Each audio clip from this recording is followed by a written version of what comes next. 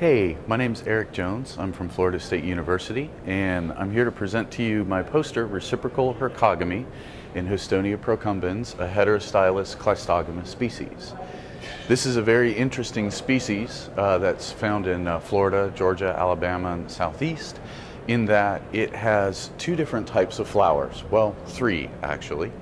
The open flowers that you see in this picture up here have the male and female parts located in reciprocal positions in different individuals in a population. We call this heterostyly, and this is a means to promote outcross pollination for this species. This species happens to be cleistogamous as well, in that it produces not only open flowers that outcross, but closed flowers that self-pollinate. They never open enough to actually transfer pollen out to the population. And so I investigated this species because it's adapted in two different ways for outcrossing and for selfing. So what I examine in this research is, with regard to the reciprocal placement of the reproductive organs, how much variation is there in that reciprocity, or how reciprocal is that relationship in the open flowers. This was measured using two different indices that were developed, one in 1994 and one in 2008.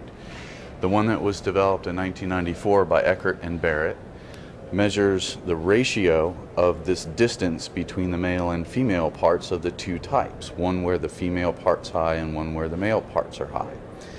When that ratio is equal to 1, then that flower or that species is said to be perfectly reciprocal. By that index, my focal species, Houstonia procumbens, is more reciprocal than the two species I compared it to.